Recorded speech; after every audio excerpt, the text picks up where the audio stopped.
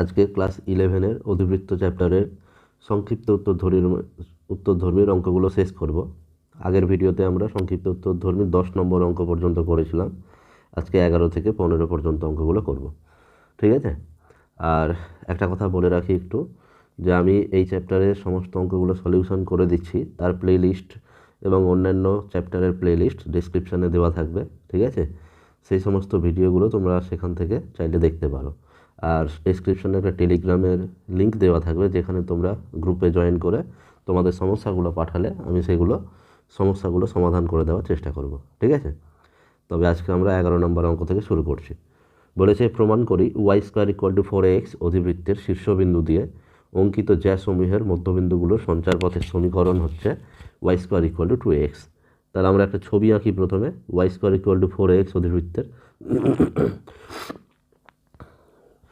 তাহলে এখানে আমরা y² = 4x অধিবৃত্তের ছবি আঁকছি, যার নাভি হচ্ছে a, 0 বিন্দুতে, শীর্ষবিন্দু হচ্ছে 0, 0 বিন্দুতে, ঠিক আছে? এর একটা জ্যা আঁকতে বলেছে, যেটা শীর্ষবিন্দু দিয়ে যায়। তাহলে আমি একটা জ্যা আঁকছি যেটা শীর্ষবিন্দু দিয়ে গেছে, ঠিক আছে? তাহলে শীর্ষবিন্দুটার নাম যদি আমি ও দিই, তাহলে এই বিন্দুটার নাম দিয়ে দিলাম পি। তাহলে পি বিন্দুটা হলো এই অধিবৃত্তের ওপি হলো এই অধিবৃত্তের একটি জ্যা, ঠিক আছে, যেটা শীর্ষবিন্দু ও দিয়ে গেছে। আমি অধিবৃত্তের উপরে অবস্থিত যে কোনো বিন্দুর স্থানাঙ্ক a² 2at হিসাবে ধরতে পারি। অর্থাৎ অধিবৃত্তের উপরে যে বিন্দুটা আছে পি বিন্দু, তার আমরা স্থানাঙ্ক ধরে নিলাম a² 2at, ঠিক আছে? তাহলে সেটা আমরা প্রথমে একটু লিখে নিই, যে ধরি ওপি হলো অধিবৃত্তের y² = 4x অধিবৃত্তের শীর্ষবিন্দুগামী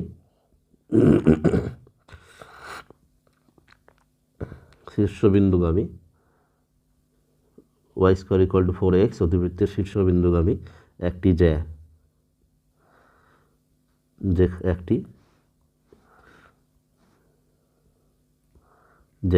যেখানে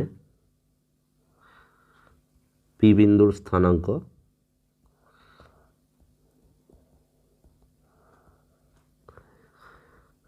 a² 2at। আমাকে এই ওপি জ্যায়ের মধ্যবিন্দুর সঞ্চারপথের সমীকরণ বের করতে হবে, ঠিক আছে? তাহলে আমি ওপি এর মধ্যবিন্দুটা বের করি। ওপি জ্যা এর মধ্যবিন্দু, ঠিক আছে? ওপি জ্যা এর মধ্যবিন্দু, যার নাম আমরা দিয়ে দিচ্ছি হচ্ছে কিউ। এর স্থানাঙ্ক তাহলে কত হবে? 0 + at²/2, 0 + 2at/2, ঠিক আছে? এটা হচ্ছে কিউ বিন্দুর স্থানাঙ্ক। আমি ছবিতে দেখিয়ে দিই। তাহলে এই বিন্দুটা হচ্ছে সেই কিউ বিন্দুটা, যার স্থানাঙ্ক আমি h, কে ধরে নেব, ঠিক আছে? তাহলে কিউ বিন্দুর স্থানাঙ্কটা কেমন হচ্ছে? at² 2at, আর হচ্ছে at²/2, 2at/2। তাহলে এখান থেকে আমরা পেয়ে যাচ্ছি হচ্ছে at²/2, at। এটা হচ্ছে কিউ বিন্দুর স্থানাঙ্ক। আবার কিউ বিন্দুর সঞ্চারপথের সমীকরণ বের করতে বলেছে। তাহলে আমরা কি করব? আবার ধরি কিউ বিন্দুর স্থানাঙ্ক h, কে। তাহলে এখান থেকে আমি কি পেয়ে যাচ্ছি, যে h = at²/2 এবং at = k। তাহলে এখান থেকে k এর মান কত হচ্ছে? এখান থেকে t এর মান কত হচ্ছে সেটা বের করবো আমরা। t এর মান কত হচ্ছে? k/a, ঠিক আছে? এখান থেকে আমরা কি পাবো? 2h = at², ঠিক আছে? আমরা কি করব? t এর জায়গাতে মান বসিয়ে দেবো, ঠিক আছে? তাহলে সেটা কি পেয়ে যাচ্ছি আমরা? a × t এর মান কত? k/a, তাই না? তাহলে k/a তার হোল স্কোয়ার। তাহলে এখান থেকে 2h = a × k²/a²। তাহলে এখান থেকে কী পাবো? 2h = k²/a। তাহলে এখান থেকে k² = 2ah। তাহলে সঞ্চার পথের সমীকরণটা কী হবে সেটা একটু আমরা লিখে নিই, যে সঞ্চার পথ হচ্ছে y square is equal to 2ax। তাহলে এটাই আমাদের নির্ণয় সঞ্চার পথের সমীকরণ। 11 নম্বর অঙ্কটা হয়ে গেল।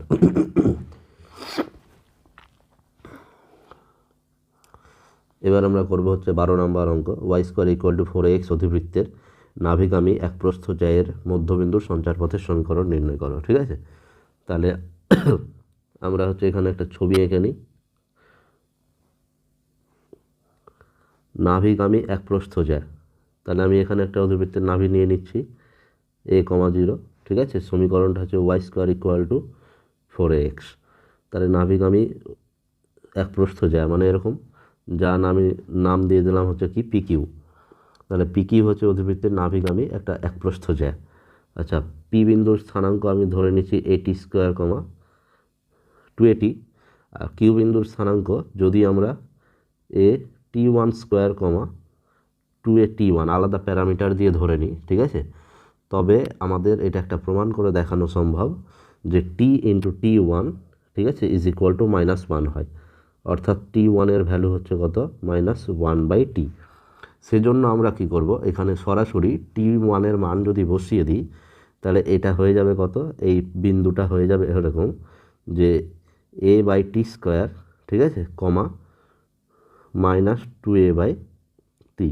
তাহলে সেই জন্য আমরা কি করব, এই অঙ্কটার ক্ষেত্রে সরাসরি এর নাভিগামী যে এক প্রস্থ জ্যা তার অপর প্রান্ত বিন্দুটাকে এইরকমভাবেই ধরে নেব। ঠিক আছে, কি ধরবো তাহলে, আমরা ধরে নেব হচ্ছে a/t স্কোয়ার কমা -2a/t।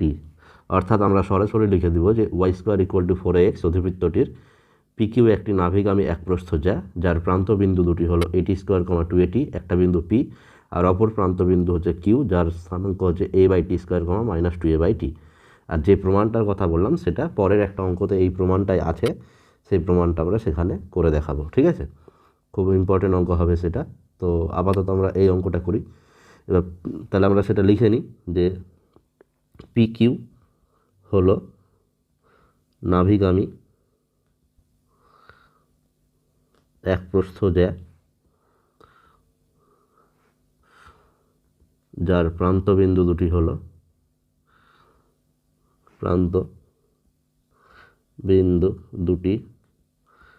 হলো পি ব্র্যাকেটে এটি স্কোয়ার কমা 2at এবং কিউ ব্র্যাকেটে a/t স্কোয়ার কমা -2a/t। ঠিক আছে, তাহলে নাভিগামী এক প্রস্থ জ্যায়ের প্রান্ত বিন্দু দুটো আমরা ধরে নিলাম। এই জ্যায়ের মধ্যবিন্দুর সঞ্চার পথের সমীকরণ বের করতে বলেছে। তাহলে আমি ধরে নিচ্ছি যে ধরি পি কিউ এর মধ্যবিন্দু আর, ঠিক আছে, যার স্থানাঙ্ক হচ্ছে কত, এটি স্কোয়ার প্লাস a/t স্কোয়ার পুরোটা বাই 2, ঠিক আছে, আর 2at মাইনাস 2a/t পুরোটা বাই 2। ঠিক আছে, তাহলে আমি আর বিন্দুটা একটু ছবিতে দেখিয়ে দিই। ঠিক আছে, যে পিকিউ এর মধ্যবিন্দু যেটা সেটা হচ্ছে এই যে আর, যার সঞ্চার পথ আমাকে বের করতে হবে সেটাকে আমি এইচ কমাকে ধরে নিচ্ছি। ঠিক আছে, তাহলে দেখি আবার ধরি আর বিন্দুর স্থানাঙ্ক,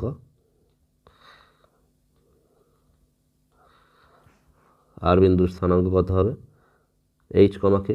তাহলে এখান থেকে আমি কি পেয়ে যাব, অতএব H equal to a t square plus a/t square পুরোটা বাই 2 এবং K is equal to 2at minus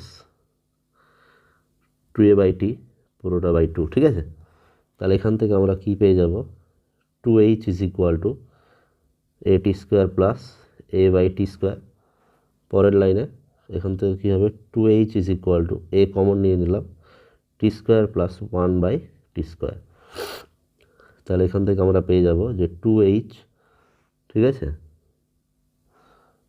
by a is equal to t square plus 1/t square. ঠিক আছে, আর ওই দিকে কী পাই দেখি আমরা, এই দিক থেকে পাবো 2k is equal to 2at minus 2a/t, ঠিক আছে। গোটা সমীকরণ থেকে 2 উঠে যাবে, তাহলে k is equal two at minus a/t। তাহলে এখান থেকে k is equal two a common নিলে t মাইনাস 1/t। তাহলে এখান থেকে আমরা পেয়ে যাচ্ছি যে k/a সমান সমান t মাইনাস 1/t, ঠিক আছে। তাহলে এটাকে আমরা বাঁদিকে কাজে লাগাবো। তাহলে এখানে আমরা পরের লাইনে লিখতে পারবো কি, যে 2h/a is equal to t minus 1/t তার whole square plus 2 into t into 1/t, অর্থাৎ আমরা সূত্র ফেললাম হচ্ছে a square plus b square সমান সমান a মাইনাস বি এর হোল স্কোয়ার প্লাস 2ab, ঠিক আছে। এই সূত্রটা আমরা এখানে প্রয়োগ করলাম। তাহলে পরের লাইনে মান বসিয়ে দিই, 2h/a is equal to T minus 1/t মানে কত, k/a। তাহলে k/a তার হোল স্কোয়ার প্লাস টি কেটে গেলে এখানে শুধু 2 হবে। তাহলে সেই 2টা আমরা বাঁদিকে নিয়ে চলে আসছি। তাহলে 2h/a মাইনাস কত 2 ইজ ইকুয়াল টু কত, k²/a²।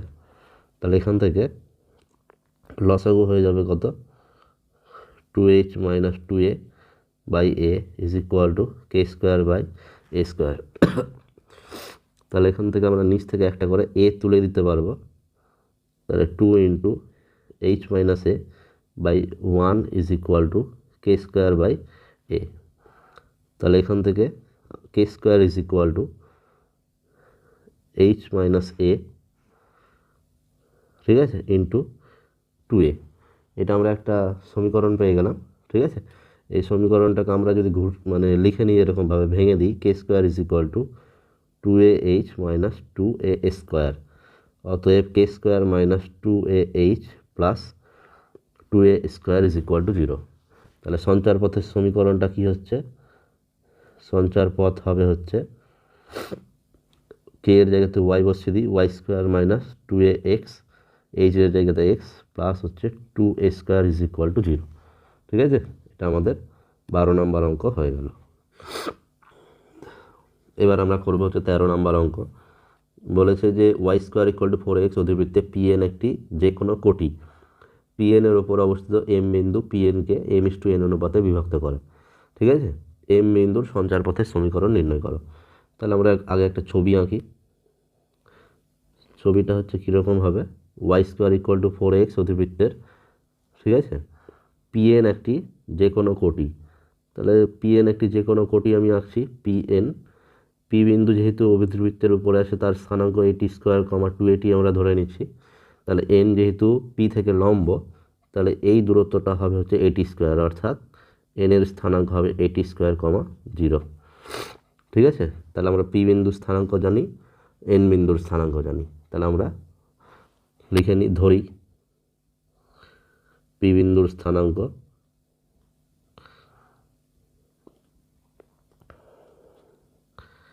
at², 2at। কেন এরকম ধরলাম, কারণ p বিন্দু হচ্ছে অধিবৃত্তের উপরে অবস্থিত।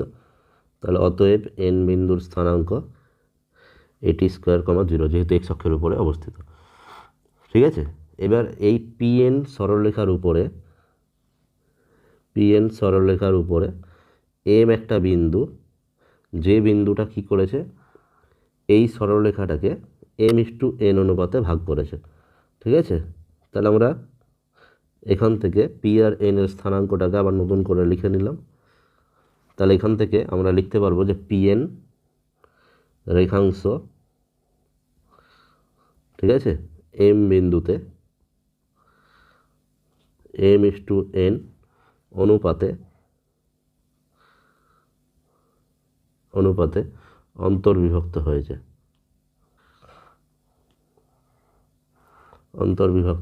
হয়েছে, ব্যাস। তাহলে অতএব m বিন্দুর স্থানাঙ্ক, তাহলে m বিন্দুর যে স্থানাঙ্ক সেটা কি হবে, mx2 সূত্র, তাই না। এই যে mx2 করবো আমরা, অর্থাৎ m এর সাথে at² গুণ, তাহলে m into at² plus n এর সাথে আবার at² গুণ, তাহলে n ইন্টু at² বাই হচ্ছে m প্লাস n, ঠিক আছে। তারপর m ইন্টু my2, অর্থাৎ m এর সাথে এবার 0 গুণ হবে, m into 0 plus n into 2at by হচ্ছে কত, m প্লাস n, ঠিক আছে। তাহলে এখান থেকে আমরা কি পেয়ে যাচ্ছি, এখান থেকে পেয়ে যাবো আমরা যদি এটি স্কোয়ার কমন নিয়ে নিই, তাহলে ব্র্যাকেটের তা পাবো হচ্ছে এম প্লাস এন বাই আবার এম প্লাস এন, তাহলে এটা কেটে যাবে, আর উপরে পাবো হচ্ছে এন ইন্টু 280 বাই হচ্ছে কত এম প্লাস এন, ঠিক আছে এটা। তাহলে এখান থেকে এম প্লাস এনের সাথে এম প্লাস এনটা কেটে গেল, তাহলে আমরা পাচ্ছি a t square comma n into 280 by হচ্ছে এম প্লাস এন, ঠিক আছে। তাহলে এটা হয়ে গেল এম বিন্দুর স্থানাঙ্ক। তাহলে এটা যদি এম বিন্দুর স্থানাঙ্ক হয়, আমাকে আবার এম বিন্দুর সঞ্চার পথের সমীকরণ বের করতে হবে। তাহলে এম বিন্দুর স্থানাঙ্কটাকে আবার এইচ কমা কে দিয়ে ধরে নিই, তাহলে আবার ধরি এম বিন্দুর স্থানাঙ্ক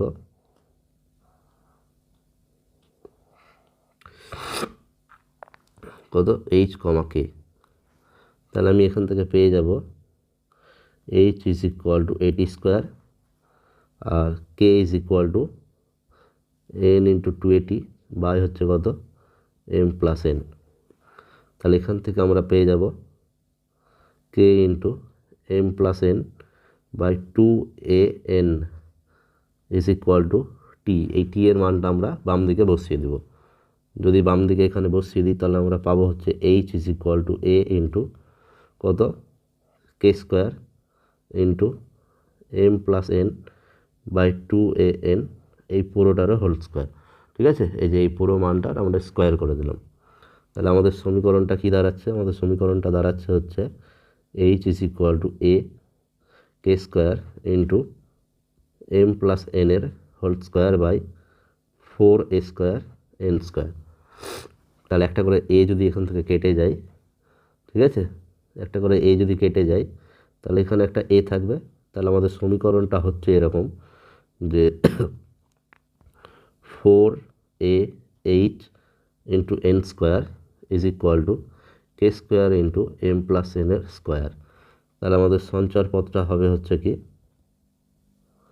সঞ্চার পথ কে এর জায়গাতে আমরা এবার ওয়াই বসাবো। তাহলে Y square into M plus N এর square is equal to 4ax into N square. তাহলে এটা আমাদের নির্ণয় সঞ্চার পথের সমীকরণ। 13 নম্বর অঙ্কটা আমাদের হয়ে গেল, ঠিক আছে। এবার করবো হচ্ছে আমরা 14 নম্বর অঙ্ক। 14 নম্বর অঙ্কতে বলেছে যে প্রমাণ করো y square equal to 4x অধিবৃত্তের নাভিলম্বের প্রান্তবিন্দু দুটির সঙ্গে অক্ষ ও নিয়ামকের ছেদবিন্দুর সংযোজক সরলরেখা দুটি পরস্পর হচ্ছে লম্ব, ঠিক আছে। তাহলে আমরা অঙ্ক অনুসারে ছবিটা এঁকে নিই, ঠিক আছে। তাহলে ছবিতে আমরা কি পাচ্ছি 14 নম্বর অঙ্কে, Y square equal to 4ax একটা অধিবৃত্তের আমরা ছবি এঁকে নিচ্ছি, যার এটা হচ্ছে তার নাভিলম্ব, ঠিক আছে। নাভিলম্বের প্রান্তবিন্দুগুলো কত হবে, এটা হবে a, 2a পি বিন্দু, পি কিউটা হচ্ছে তার নাভিলম্ব, তাহলে কিউ বিন্দুটা হবে কত a, -2a। তাহলে এই প্রান্তবিন্দু দুটোর সঙ্গে কাকে যোগ করতে বলেছে, অক্ষ আর নিয়ামকের ছেদবিন্দু। তাহলে এখানে অক্ষ আর নিয়ামকের ছেদবিন্দু বলতে এটা। তাহলে এটা যদি নিয়ামক হয়, তাহলে নিয়ামকটা এখান থেকে এটা নাভি যদি এ একক হয়, তাহলে নিয়ামকটাও এ একক দূরে আছে বাঁ দিকে শীর্ষবিন্দু থেকে। তাহলে নিয়ামক আর অক্ষের ছেদবিন্দুটা হচ্ছে -a, 0। এর আমরা স্থানাঙ্কটাকে আর দিয়ে লিখলাম বিন্দুটাকে। আমাকে প্রমাণ করতে হবে যে এই যে আর পি যোগ করলাম আর আর কিউ যোগ করলাম, এরা হচ্ছে পরস্পর লম্ব, ঠিক আছে। আমি হচ্ছে এবার পি আর এর প্রবণতা বের করে নিই। তাহলে পি আর এর প্রবণতাকে আমি m1 দিয়ে প্রকাশ করছি। প্রবণতা ফর্মুলা কি, স্থানাঙ্কগুলোর বিয়োগফল অর্থাৎ y2 - y1। তাহলে এখানে আমি y2 হিসাবে যদি 2a-কে নিই, তাহলে y1 মানে এখানে 0 হবে, ঠিক আছে। তাহলে ফর্মুলা হচ্ছে y2 - y1 অর্থাৎ 2a - 0 বাই x2 - x1 মানে a - a। তাহলে এটা কত হয়ে যাচ্ছে 2a by a plus a মানে 2a সমান সমান কত 1। এবার আমরা আর কিউ এর প্রবণতা বের করব। আর কিউ এর প্রবণতা সেটা হচ্ছে কি m2। তাহলে m2 যদি আমি প্রকাশ করি, তাহলে এখানেও আমরা কি করব y2 - y1 অর্থাৎ এখানে y2 মানে -2a আছে, ঠিক আছে। তাহলে -2a - 0 বাই এ মাইনাস দিয়ে মাইনাস অফ এ। তাহলে এখান থেকে আমি কি পেয়ে যাচ্ছি, -2a বাই হচ্ছে 2a -1। তাহলে এই প্রবণতা দুটো গুণ করে আমি কি পাচ্ছি দেখি তো, -1। তার মানে আমি প্রবণতা দুটোর গুণফল মানে পি আর হচ্ছে আর কিউ এর উপর লম্ব। তাহলে এটাই আমাকে প্রমাণ করতে বলেছিল যে এই সরলরেখা দুটো যোগ করলে যেটা হবে তারা নিজেরা পরস্পর হচ্ছে লম্ব। ঠিক আছে, ব্যাস প্রমাণিত। এবার আমরা করব হচ্ছে 15 নম্বর অঙ্কটা। ঠিক আছে, তো 15 নম্বর অঙ্কতে বলেছে যে পি কিউ রেখাংশ y² = 4x অধিবৃত্তের একটি জ্যা। পি এর কোটি কিউ এর কোটির দ্বিগুণ হলে দেখাও যে পি কিউ এর মধ্যবিন্দু সঞ্চারপথের সমীকরণ হচ্ছে 5y² = 18ax। এর জন্য আমরা এবার ছবি আঁকবো। ঠিক আছে, তাহলে ছবি আমরা যদি আঁকি এটার, ঠিক আছে, তাহলে কেমন পাওয়া যাবে, এরকম একটা অধিবৃত্ত y² = 4ax হচ্ছে অধিবৃত্ত। ঠিক আছে, এই অধিবৃত্তের একটা জ্যা হচ্ছে পি কিউ। তাহলে পি কিউ আমি একটা জ্যা এঁকে নিলাম, পি কিউ। পি বিন্দুর স্থানাঙ্ক আমি x1, y1 ধরছি, আর কিউ বিন্দুর স্থানাঙ্ক ধরছি আমি x2, y2। ঠিক আছে, তো বইয়ে বলে দিয়েছে যে পি এর কোটি, ঠিক আছে, পি এর কোটি হচ্ছে কিউ এর কোটির দ্বিগুণ। আচ্ছা, তাহলে আমরা একটা কাজ করি, পি বিন্দুটাকে দূরে রাখি, হ্যাঁ, কারণ পি এর কোটিটা বড় বলছে। তাহলে আমরা এখানে এই বিন্দুটার নাম হচ্ছে পি দিয়ে দিই, আর এটা কিউ দিয়ে দিই। তাহলে ব্যাপারটা কী হলো, পি এর কোটিটা এই যে এটা, কিউ এর কোটি হচ্ছে এটা, তার দ্বিগুণ, অর্থাৎ এবার ছবিটা মানানসই হচ্ছে। ঠিক আছে, ব্যাস। তাহলে আমরা ধরে নিই যে ধরি পি এবং কিউ বিন্দুর স্থানাঙ্ক, ধরি পি ও কিউ এর স্থানাঙ্ক x1, y1 এবং x2, y2। ঠিক আছে, প্রশ্ন অনুসারে কি বলেছে, পি এর কোটি কিউ এর কোটির দ্বিগুণ। ঠিক আছে, আচ্ছা, এখানে আমরা একটু মানে ওলট পালট করে লিখে দিয়েছি আবার। ঠিক আছে, ধরি কিউ ও পি বিন্দুর স্থানাঙ্ক, মানে কিউ এরটা আগে পি এরটা পরে। প্রশ্ন অনুসারে পি এর কোটি হচ্ছে কিউ এর কোটির দ্বিগুণ, অর্থাৎ পি এর কোটি y2 = 2 × y1। এটা আমাদেরকে বলে দিয়েছে, একটা নাম্বার দিয়ে রেখে দিলাম একে। ঠিক আছে, 1 নাম্বার, ব্যাস। এবার আমরা এই পি আর কিউ দুজনেই অধিবৃত্তটার উপরে অবস্থিত, তাহলে দুজনেই অধিবৃত্তের সমীকরণটাকে স্যাটিসফাই করবে।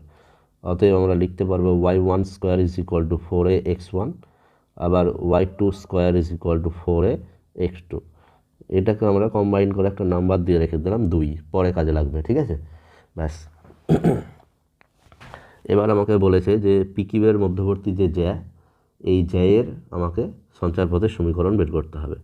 তাহলে পি কিউ এর মধ্যবিন্দু হচ্ছে আর, যার স্থানাঙ্ক আমি h, কে ধরে নিচ্ছি। তাহলে এই আর এর স্থানাঙ্কটা বের করব। ঠিক আছে, তাহলে শুরু করি। পি কিউ এর মধ্যবিন্দু আর, এর স্থানাঙ্ক কত হবে, তাহলে x1 + x2/2 আর y1 + y2/2। তাহলে এখান থেকে আমরা কি পাবো, আর এর স্থানাঙ্ক আবার h, কে ধরে নিয়েছি। তাহলে এখান থেকে আমরা পেয়ে যাব যে h = x1 + x2/2 আর কি k = y1 + y2/2। তাহলে এখান থেকে আমরা একটা কাজ করব, কি কাজ, যে y2 এর যে মান 2y1 সেটা এখানে বসিয়ে দেব। তাহলে k = y1 + 2y1/2 আমরা 1 নংকে কাজে লাগালাম, তাহলে পাশে y1 লিখে দিলাম।